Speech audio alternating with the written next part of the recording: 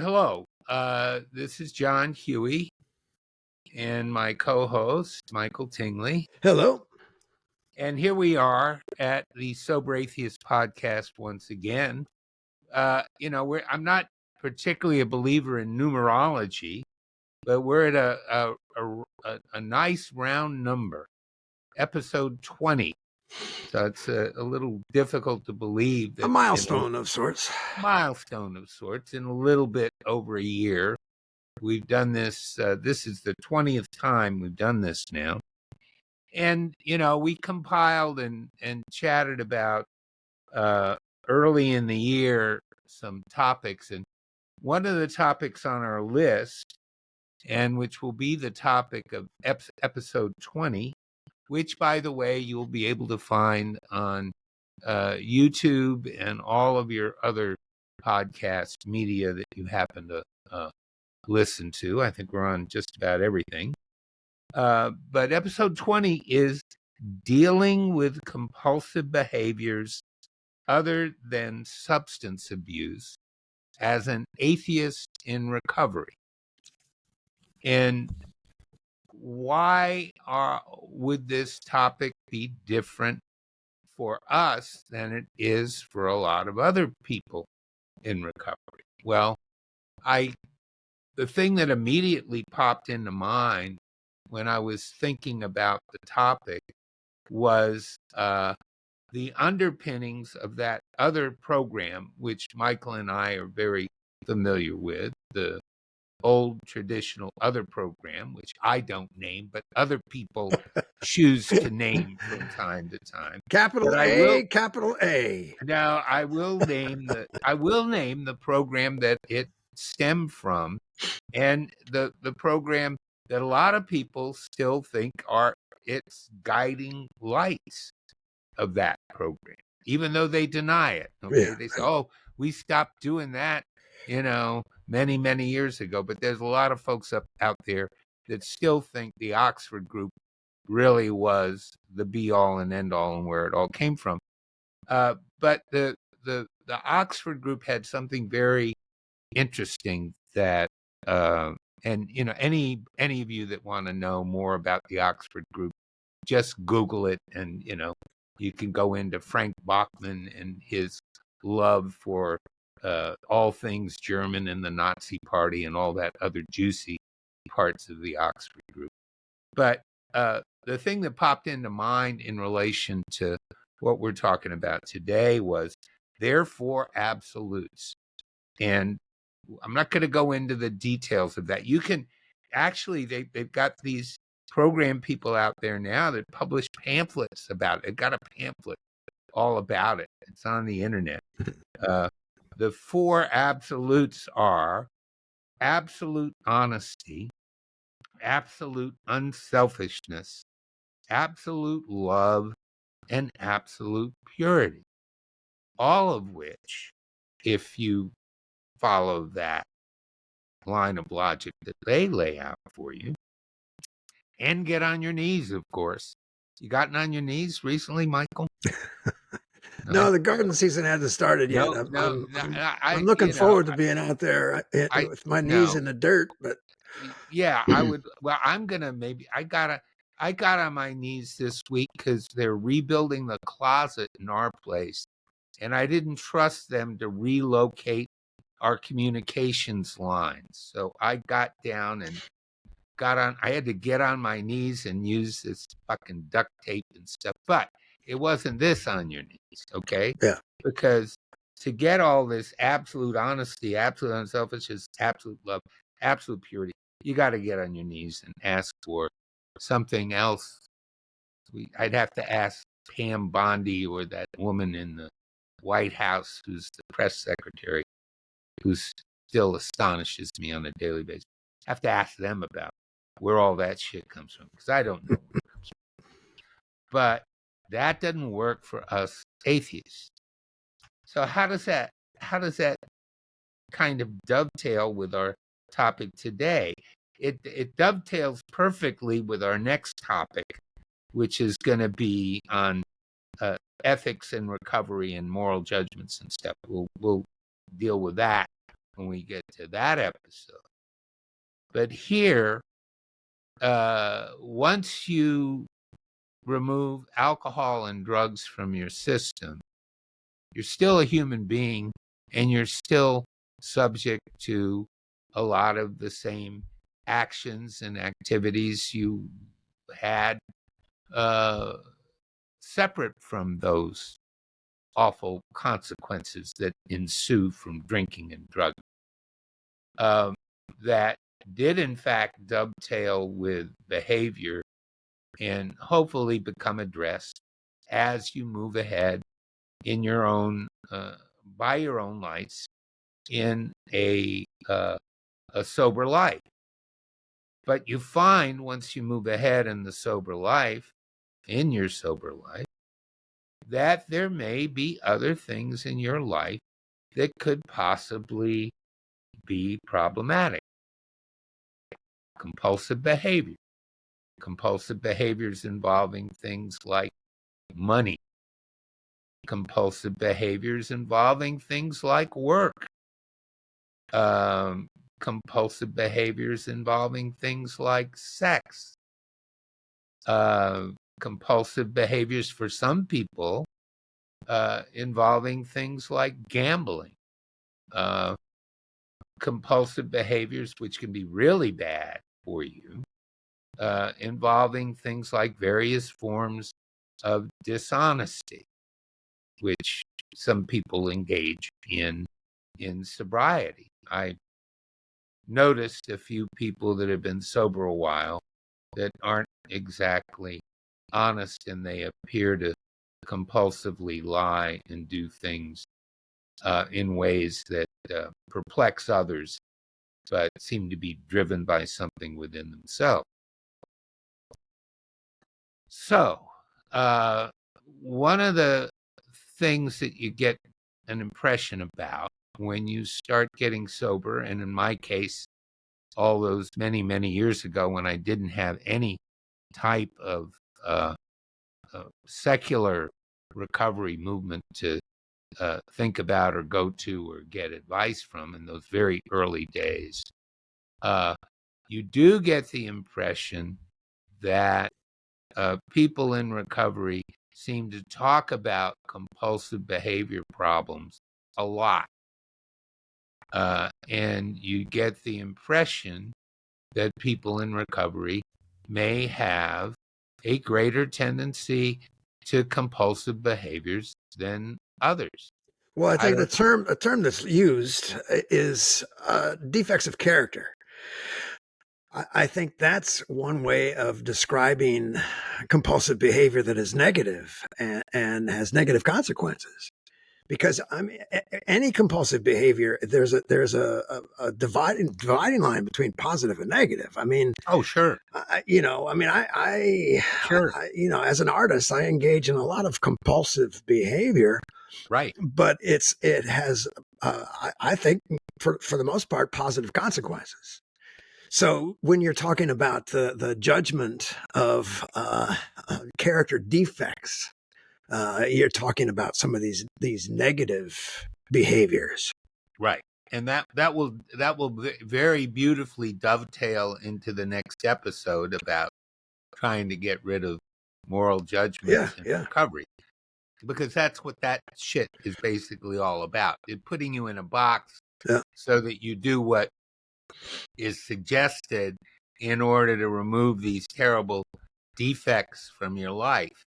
I agree with you. I mean, like, there were times when I was in early recovery when I was really in the middle of a very demanding career with an extremely demanding schedule that only got worse over time. I mean, it was like, in the security equipment business, for example. I mean, I got sober early '87 when I was just sort of a pretty successful sales guy going around the country selling high-end electronic screening equipment to places like courts and jails and airports and places like that.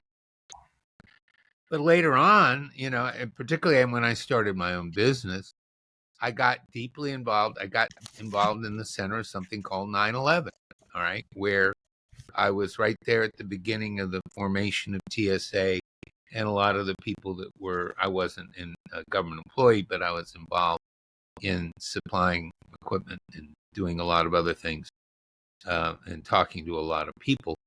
And my compulsive behaviors around work actually stood me in good stead in that period from the time that I got sober in the late 80s through, building a career that went from, domestic to doing a lot of international. And then when that sort of explosion of work happened on 9/11, being able to deal with a whole set and a very wide array of new demands and a killer travel schedule and a lot of other things, and having two small children at home and a marriage that wasn't exactly the most solid, and a lot of other things, okay, that went into that. But my ability to compulsively work through a lot of that, which wasn't totally healthy, I have to admit, wasn't totally bad either. Okay. It's exactly what you're talking about in terms of, artists are famous for being compulsive. Well, you kind of have to be. I mean, because there's no other motivation. I mean, it's a motivation from inside. And I've always struggled with some of the judgment of being selfish, for instance, wanting to work on my own and without anybody else around. That is kind of a selfish behavior. Sure. But it's not negative. I mean, it's not it wasn't destructive in any way.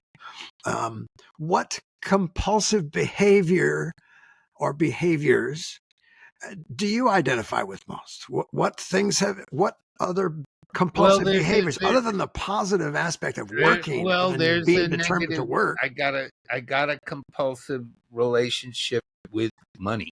Okay. All right.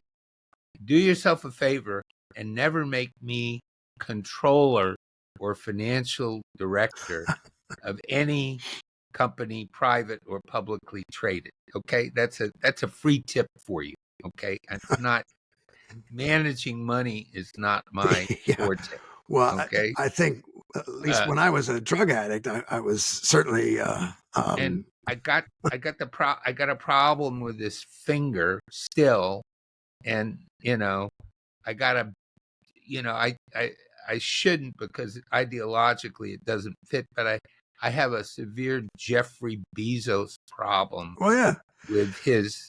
And that goes to the endorphins that we get from some of these things. I mean, the joy of having somebody like something that you post on Facebook, for instance. There's an endorphin rush there. So Yeah, that's compulsive. I mean, I've pushed myself away a little bit from all that right. stuff because I got into it pretty big time a few years ago, just before my Instagram account was hacked. I was addicted to that rush every single day. I was posting constantly, trying to get likes because I wanted that endorphin rush. I wanted that juice. And it wasn't until I had my account hacked that I realized just how addicted I was. Yeah. And as an atheist, I'm not going to pray about it. Okay. Yeah. Well, and these other prayer can be considered a compulsive behavior too. I'm not. Oh, well, it most certainly can. You go crawling on your hands and knees to Lord's, flailing away with a scourge on your back. Instead of doing anything positive to solve your problem, you just pray over it over and over and over. Right. That's compulsive. But as an atheist, I'm certainly not going to pray about it. But the thing about compulsions is that you always, with money, you always meet a limit when your account balance goes to zero.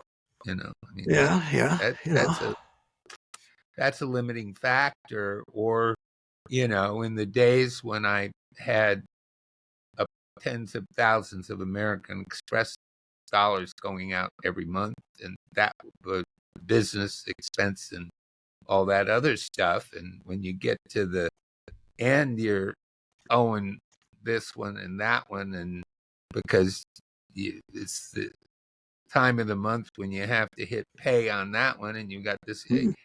that's what, that stuff can snowball Oof, and I get guess. you in a situation. Yeah.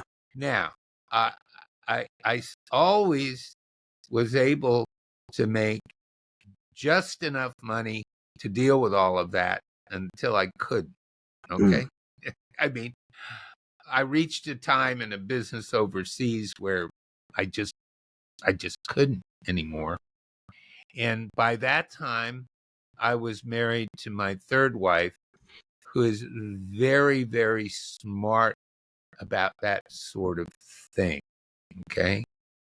And she sort of indicated to me, and she said, "Well, when I met you, I sort of knew you were like this, but maybe it's gone a little far." Okay. This time. Okay. I wish if I'd met her 30 years earlier, we wouldn't be having this conversation about money, because I'd be fucking rich right now instead of still scrambling around at my age as a consultant for an overseas assignment, which I'm in the middle of right now, which I've got to travel for soon enough, I guess, when they're ready. But it's like anything else. You don't you don't get that under control, and sometimes in sobriety, you have to say, well, this has gone about as far as it should go. And you learn maybe that someone else might be better qualified to handle that aspect than you. Like in my case, my amazingly intelligent and capable wife, who is good at that stuff. Mine too. Yeah, I've heard. Yeah. I've heard. You have a I'd be guardian. living in a van in somebody else's Yeah, driveway you if have it a hadn't been guardian. for my wife. I Yeah. not to get political, but we have a little situation here in Washington at the moment where the job security. My wife is a government employee, but at a very prestigious agency on a good track. But life be shaky, okay? And I've been informed that certain reserve funds need to be established for. God, I hate it. I'm so compulsive. The phrase "rainy day fund" Yeah. gets me so pissed off. I hate that shit. It's so fucking middle class. What I revolted against in the 60s, that revolting idea of planning for a rainy day. It just goes to show, okay, that some of that compulsive behavior that may have helped me Mhm. host all those drinks from age 15 to age 38 might play into something like this.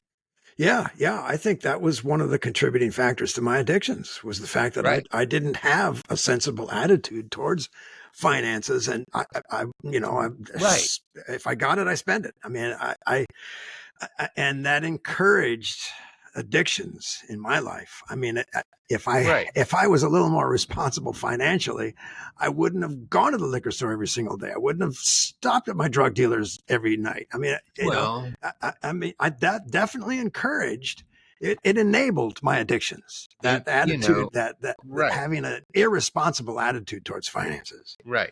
If you go to enough, if you talk to enough of your fellow alcoholics over and addicts over a long enough period, uh, you will see that sometimes people come to the conclusion that they need to ask for help. Mm, And sometimes this takes longer than others. And, there's some people like me who are particularly hard headed that only do that sort of thing when their back's against the wall. But at least you know you have to do it. Where if you're in the full grip of a compulsion, or in a clinical sense, a manic episode, if that, unfortunately, I don't think I've ever had that sort of condition, but you could say that, there are elements of mania in continuing to do things that have negative consequences.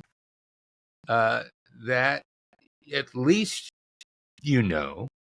at some point, you have to turn some stuff, you have to ask for help from someone who's better at doing something than you are.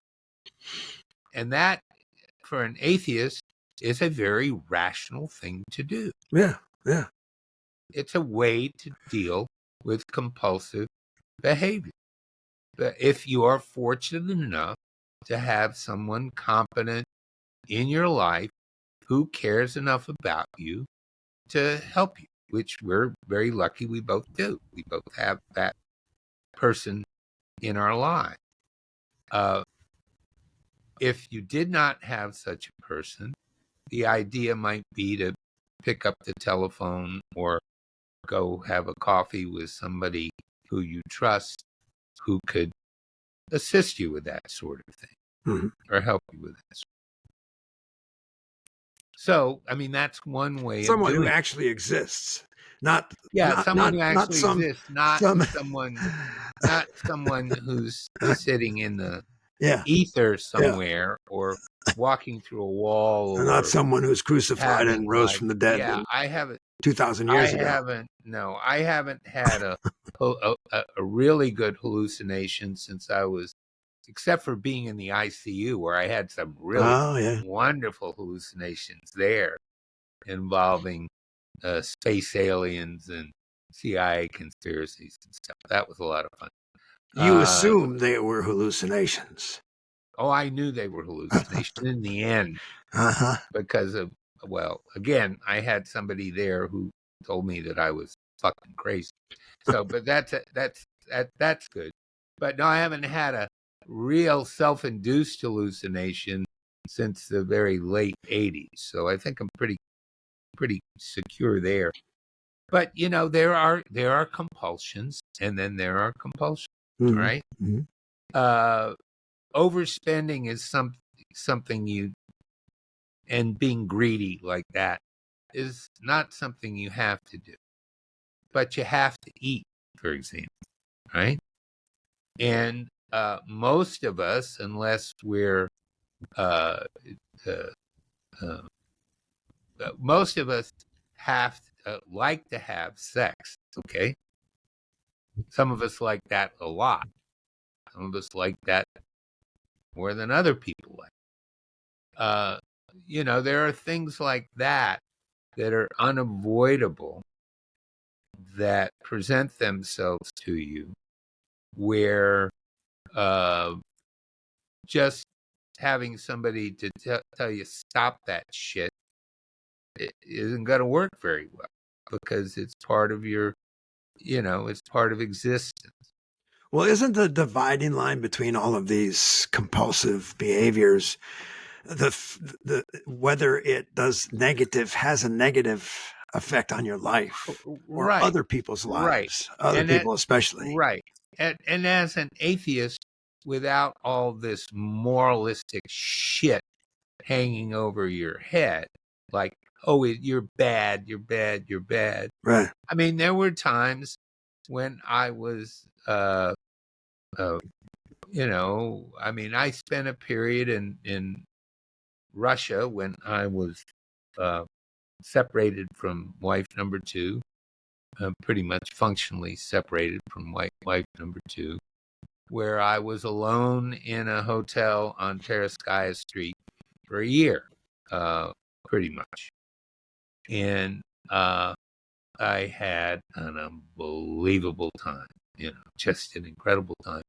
But that was like a unique experience that I knew from the beginning would have to end. Now, this is in sobriety, right? Correct. Yeah. Yeah. Yeah. I mean, that was a real acid test. I mean, if I was going to drink anywhere, I was going to drink in a situation like Yeah. that there. And I didn't, because my commitment to abstinence and my commitment to my life as a whole was such that I wasn't going to do that. But I certainly went all the way down that rabbit hole. All right. So 'Cause these that's what compulsive behaviors of yours were a substitute for drinking, in a sense. Well, it was connected with working. It was, no, there was no drinking. It was like working all day and Yeah, it was a staying, substitute for drinking. I mean, staying up you all were night, acting out the way you would stay, have if you had been staying. drinking. Yeah. Yeah, Without it, I've heard people with the drink, the cocaine and the shit like that, where to do that sort of thing. sure. But I was like, could have gone down that rabbit hole that I saw people go down much further, which would have inevitably led to death, disorder, drinking, whatever. In my case, it was luck. I was very lucky because I met my current wife that said, "Oh, by the way, if we're going to go out and be together, that shit stops today." Okay. And all of a sudden my phone got cleaned out, and I had help, right? Ending that period of my You don't life. have any of those numbers still on your phone? No, they've all been, believe me, they've Yeah, all been deleted. Okay. They're all, just in that was a case. long, that was a long time ago. Yeah, yeah. That was I think like most of my drug dealers' numbers are gone. 18 years ago. So, that was a long time ago, but that sort of thing, you know, if it goes too far, it goes too far. Yeah. And how do people who don't have this religious crap? I mean, I know people that have prayed their, massage parlor habit away. Okay. I know someone, that literally Jesus took the massage parlors out of his life.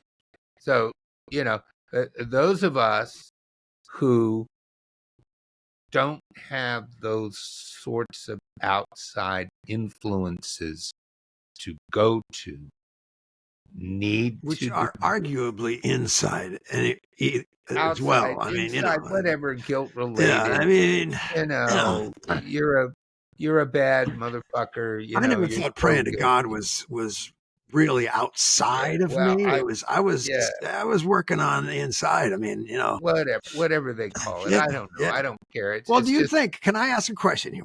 Do you think there's an advantage or a disadvantage to either side of that equation? Do you think there's an advantage of having a belief in some supernatural power? Do you think an no, advantage in that, and no, therefore a disadvantage on our no, part, no. I don't believe or in the other way limiting. around? I don't believe in limiting experience. Okay. I'm going to sound like one of those amoral creatures they want to send to Guantanamo Bay. Okay. And so be it.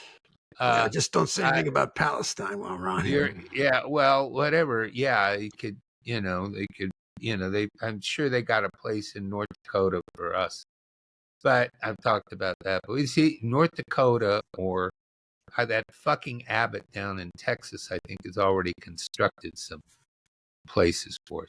But, the fact is that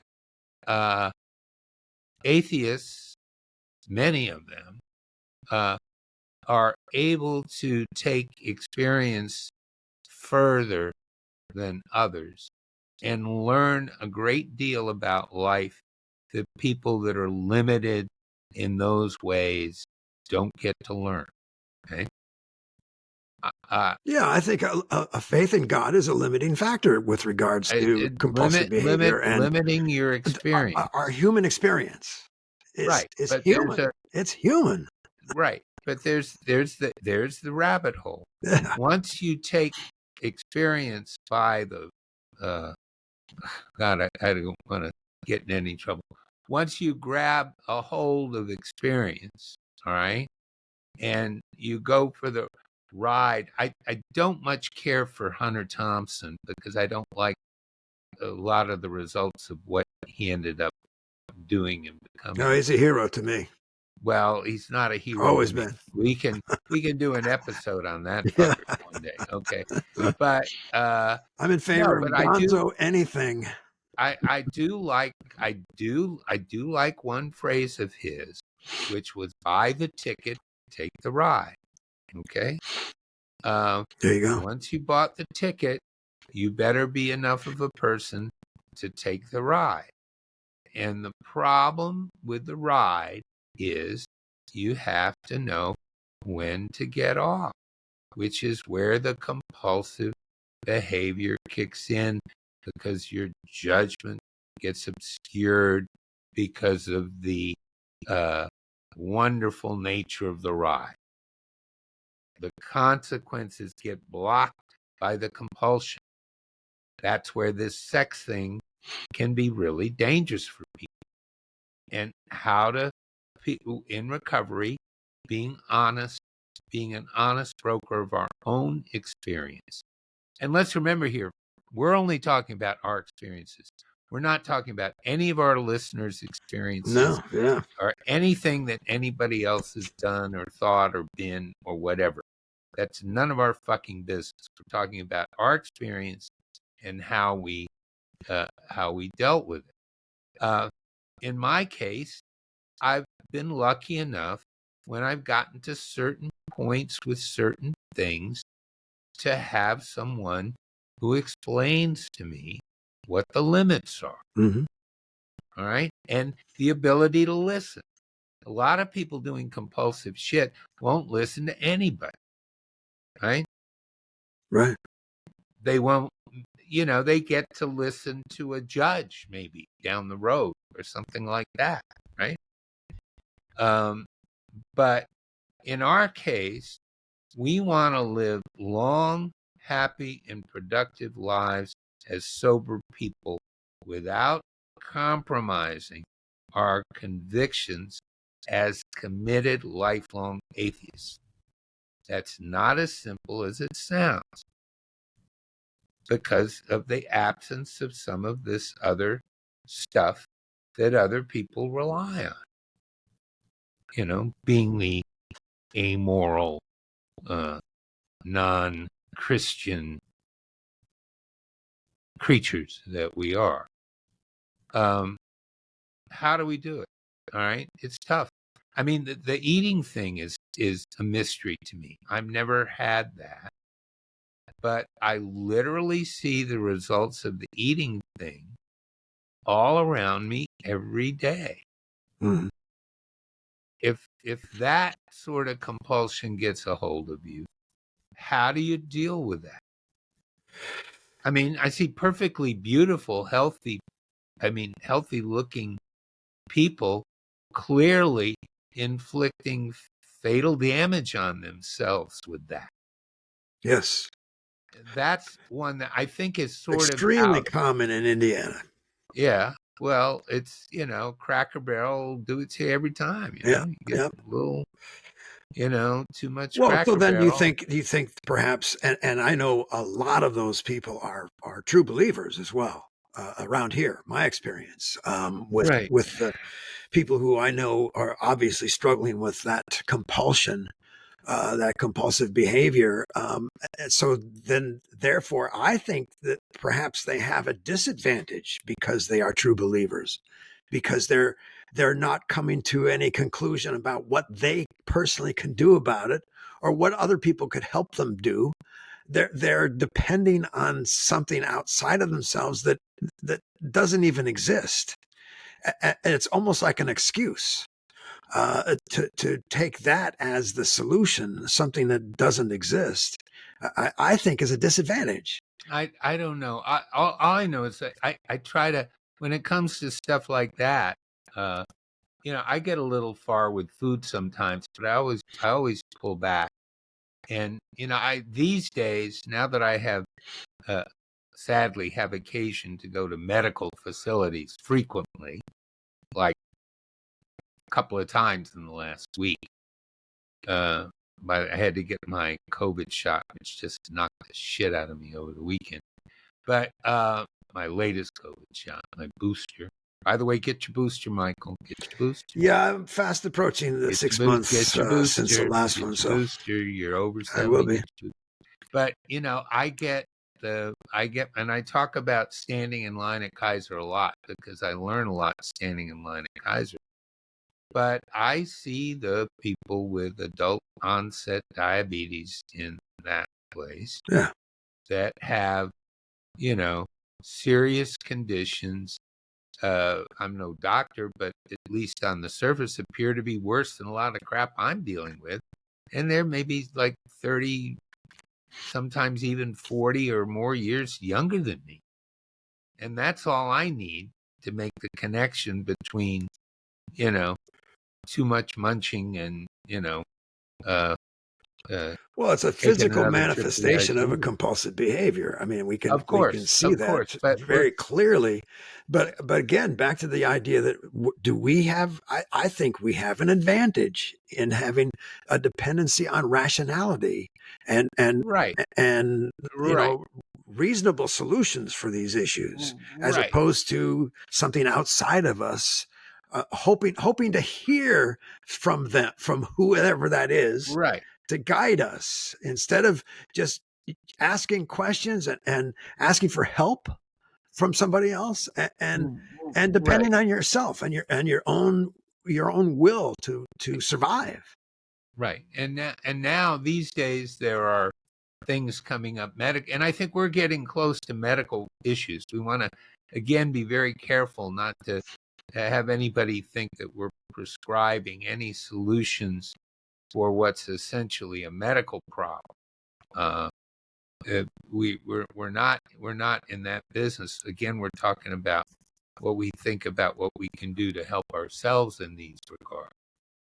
But I would say overall, being an atheist, if you had that sort of problem, you would probably be quite likely to be looking into things like this new generation of drugs, this Ozempic or whatever they call it, these other things, the ones that the Danes forget. Yeah. By the way, Denmark's getting incredibly rich on that drug. Big chunk of their GDP Oh, is so they'll tied be up able in that to drug. hold on to Greenland. Yeah, I guess they're going to be. They got a lot of euros sitting over there as a result of that drug. I'll tell you. But it's a worldwide phenomenon. But here we are, and uh, that sort of thing. I think as an atheist, you would be more drawn to the rational idea, which would be to talk to a qualified medical professional about this and make a connection between that sort of compulsive behavior Sure, sure. and, you know, Yeah, or if you have financial issues and spending issues, like you mentioned before, you would rationally, those of us who don't have a faith in something outside of us, we would rationally seek the advice of a financial advisor right. and somebody who can help us, not Well, and just. in the yeah, and in my case, somebody that would really kick my ass if I really There you go. fuck up that way. Yeah, Okay, yeah, which is like very effective. I mean, it really does wonders for me. But yeah, but there's other stuff that's not within our experience. Now we all, if we're here and we're talking about these issues, we all have an experience with alcohol and drugs that we can relate to and talk about, even though we're not talking about that experience in this well, yeah, I episode, can relate other behaviors to those to that addictions very same easily. sort of thing. And I can try to relate things to stuff that I really don't share. I got a gambling story for you. Have I told you my gambling story? No, no. Okay. I've When I was had a fear of gambling because I know how well, addictive it can I be. So I I hate to admit ever having frequented a Trump establishment. That's a thing. I knew he was a weird son of a bitch when he took over the airline and we were selling X-ray machines to Trump Air when it took over the Eastern Airlines shuttle. But I've got a long story about that, but we'll talk about that. But I used to go occasionally with when I was between marriage number one and marriage number two, I had a girlfriend who was a fairly well-heeled Washington professional, British lady. And we had good friends up in New Jersey who we would visit from time to time. And they were not far from Atlantic City.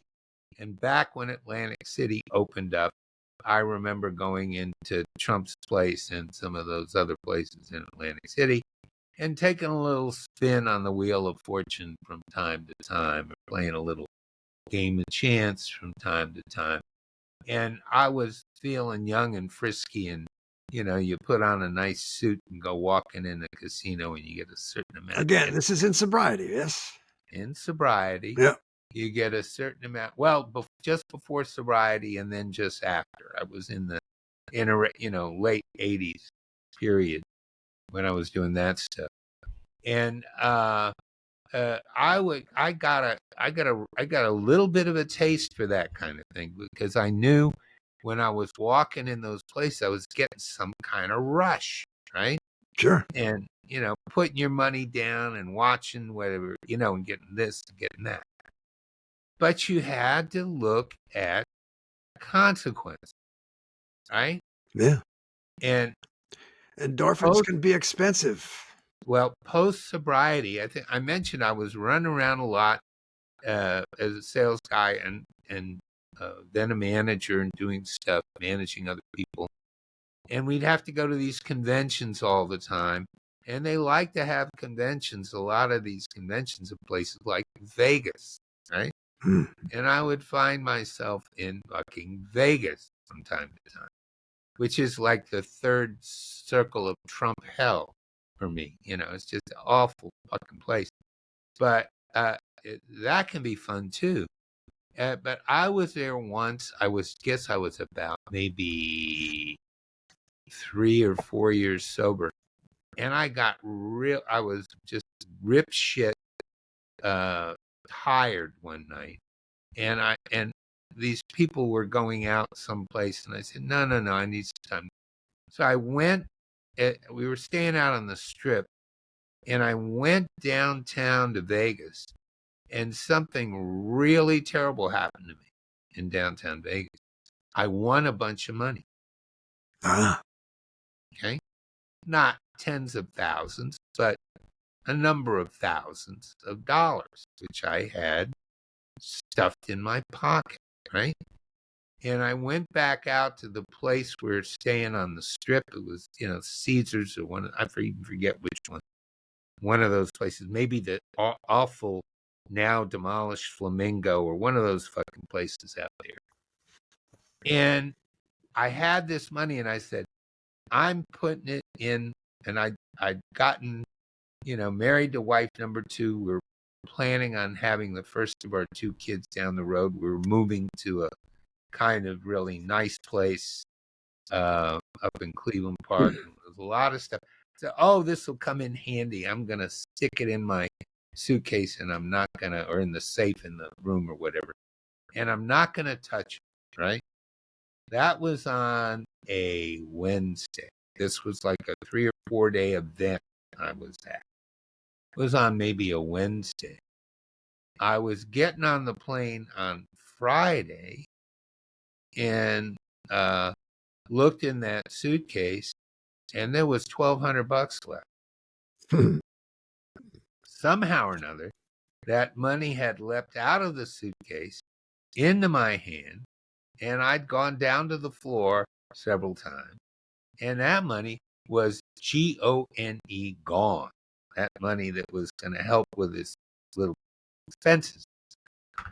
And I got very, very lucky in sobriety that night, because I made the connection between that money disappearing and all that expensive shit in Vegas, where I absolutely knew that all of those places had been built by suckers like me. That was the only reason those places were there, was to take money out of the pocket of such.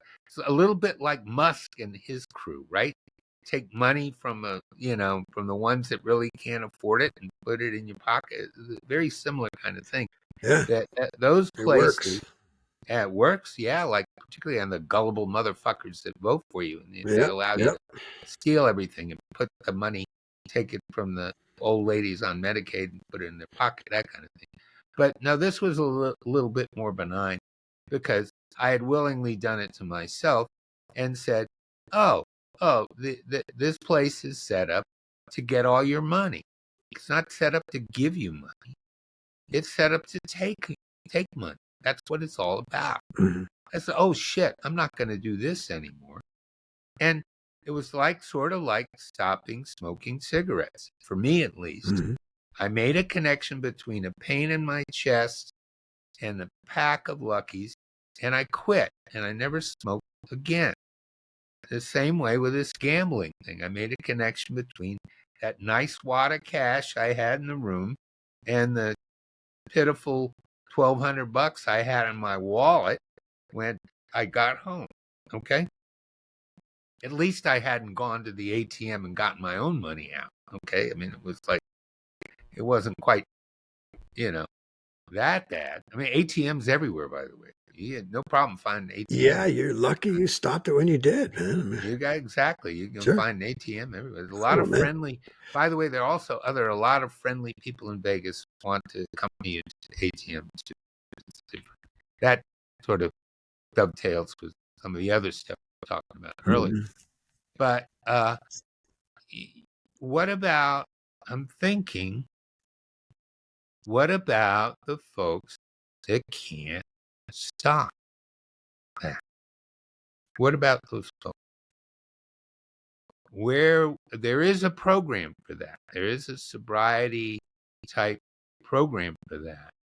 I don't have experience with that program, but I would think that, again, if you are an atheist, and I was an atheist at the time, and I was doing that, but I was fortunate enough to make the connection between all the fancy buildings and expensive shit going on in Vegas and suckers like me coming in from out of town and giving them the money to do all that stuff. Right.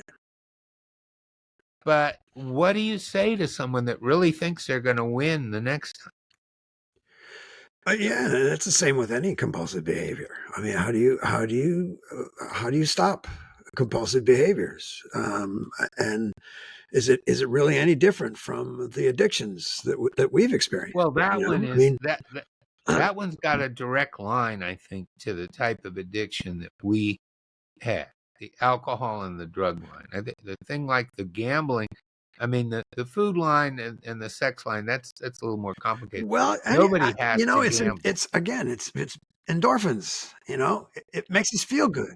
Anything that makes us feel good I, can easily become a dangerous negative compulsion. I remember having a nice suit and a snappy pair of shoes, and a not bad looking friend with me, walking down the carpet in one of those joints, getting a little high, Sure. from all that stuff. But nobody forced me to buy a bottle of Jack Daniels. All right. And nobody forces anyone to go. And now the betting is everywhere. You can do that. You don't have to leave your house. In the old days, you had to go out and Yeah. do something Right. somewhere. But now you just sit on your sweet ass at home and do it. All forms of gambling. You can get right on these screens here. So that's a tough one. I'd say that's the one that requires a long-term solution of some sort. Or Absolutely. at least asking for help from someone, like, Well, asking for help and and in our abs case, having a chaperone. You know, that each of us has a right. chaperone Abs that smacks sense into us once in a while when we right. start to go But over that edge, that yeah, compulsive edge. these days, anybody with a computer or a smartphone anywhere can place a bet. All right, Yeah. that's not so. It's like Or hook up with someone. I mean, all those yeah, things, oh yeah. Well, the or hookup simply thing, that's buy the things. whole like You yes, know, or yeah, get the hoard things. I mean, all that friendly stuff. the the friendly person on the internet that wants you to help them with their rent, that Yep. sort of Yep. shit. Oh man, So easy. all kinds of stuff out there with Yeah. crazy things going on. But it's like anything else, though. Uh, some of these compulsions require just like total abstinence. I mean, it's real simple. You can't if you're addicted to gambling, you can't gamble. I was never addicted to gambling, but I say, oh, there's a lot more fun ways to throw my money away than that. I always recognized the danger of it, having had so much experience with addiction. That I saw right away that that's definitely one right there. Gaming is another one. People who are gamers and spend their entire life gaming, playing games online. I mean, that's another one that it scares me because I know how addictive that stuff is. Well, I've heard of That's people compulsive getting, behavior that gets very negative yeah, results. yeah, it's very alien to me, but I've heard of people getting romantically involved with fantasy characters Oh, all kinds of, yeah. I and mean, that it's an addiction, stuff. very addictive. And now they have AI that's Yeah, created attractive stuff for everything is, you. all these compulsive behaviors are becoming easier and easier to indulge in. Right. Which takes us back to being an atheist in recovery because we have to apply our rational faculties to all of this. Yes. Vegas only wants to take your money. The friendly person anonymous person on Facebook who looks unrealistically attractive is unrealistically Yeah, attractive. exactly. And the offers that you're getting really are too good to be true. Hmm. And you don't do that. Hmm. All right. And you're able to say to someone that asks you a stupid question like, give me your money, for that kind of shit is, do you think I'm an idiot? Do I look like an idiot to you? Because that's what I would be Yeah. if I used a Cash App to send you money. I would be an idiot. All right. An atheist can work that out. All right. And not think it's a sin. I don't give a shit about these other people committing sins and this and that. And we haven't even gotten around, in the limited time we had here tonight, about the compulsions that lead to criminality. I don't even want to go there Hmm. with criminals. I'm not, you can watch reality TV about shit like that, okay? And, people that do awful, terrible things because they're compelled to do them. And, I don't even talk about, when I'm talking about that is people that are not on that spectrum, but people that are on a relatively, uh, I don't want to use the word normal even, a relatively normative spectrum who are subject to compulsive behavior. I think that's what we've been talking about, Yeah, right? I think so. Yeah. And we haven't Yeah. mentioned God at all. Okay. All right. Or being Well, absolutely perfect. Absolute. Oh, I love this shit. I'm actually going to read this. I haven't, I think I might have read this pamphlet at one time. I think I'm going to read it what again. was the one? Purity, absolute purity. Absolute That's the one that honesty, I'm curious about. I mean, absolute I purity. want to They know got what a the whole thing. definition is, I swear to God, I'm going to torture you when we're done because here. yeah, I am gonna put this on a I am to you I'm gonna yeah. send you this whole fucking thing I don't think humans are capable of being pure. for weekend I don't reading. think it's even Yeah, possible. no, we don't think We're humans are humans, capable of you know. absolute anything. But what we are, except for I think abstinence, we come pretty close to a belief in an absolute regarding abstinence regarding folks like us. I think that's Pretty a much, pretty yeah, yeah. yeah, we're But pretty then much again, we're not you start throwing in just a little taste of compulsive behaviors now and then. Now and then, it's almost it like could it it's it like it's could go a certain flirting way. with not being abstinent. is Yeah, flirting well, with some of those compulsive I'm behaviors. Michael, I am living proof that it's humanly possible to go all the way down the most attractive rabbit hole in the world and not drink. Okay, because I did that. Right? I wouldn't advise it. Yeah, I wouldn't tell anybody to go do that. yeah. But in my own case, I know that my commitment to abstinence saw me through some very, very perilous shit. All right. But in a way, you weren't abstinent at that point. I mean, some of those behaviors are simple Well, abstinence, substitutes for the I addiction. So, oh God so, damn it! You're so gonna give me your really, give me your you're values. not. Go sell me something somewhere else. That no, this is like when we say we mean abstinent from alcohol and drugs. All right. Now we can talk about values. What about And abstinent from the endorphin rush well, of whatever. Oh, compulsive whatever. behaviors? We're bleeding into our next Yeah, episode. We yeah. might have a good which is going to be atheism, ethics, and recovery, banishing moral judgments. That's going to be what There you're you going go. to hear from us on the next time out. But for now, I think we sort of masticated a little bit this idea and talked a little bit about applying rational thought and rational thinking in the end to compulsive behavior, Yeah, even when it gets a little bit extreme. yeah, Okay? yeah. All right? We are capable of limiting our compulsive Right. Even behaviors, when it gets, keeping them even, from doing damage in our life or damage to other people. right, right. Even when it gets a whole lot extreme. Sure. So it's like anything else. Oh, by the way, I'm very proud of us. All right. We have limited our political discourse in this, despite severe daily, hourly, moment to moment provocation, Yeah. and Well, stuck to our knitting and our topic here, which is pretty good is considering. reading the New York Times every day a compulsive behavior that is It's a very possibly creating negative if effects in if my life? if you get it Uh, delivered to your home, it's extremely expensive. I can tell you I'm that only these digital, but days.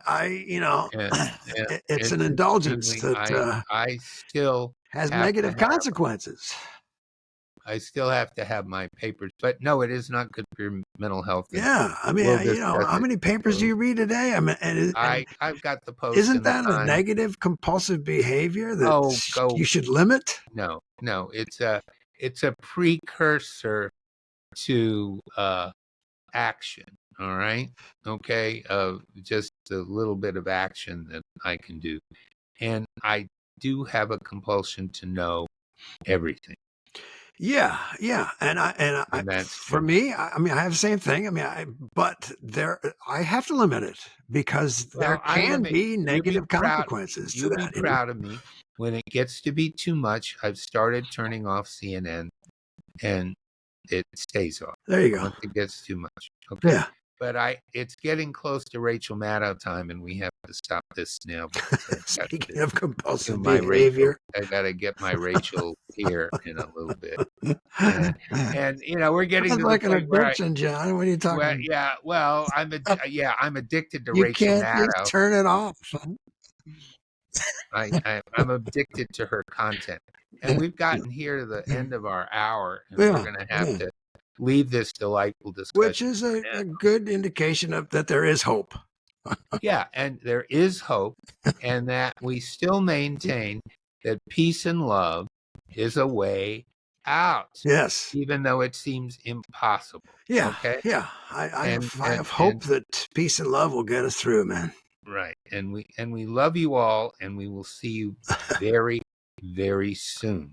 Peace and love. Thank you for hanging in there with us if you did.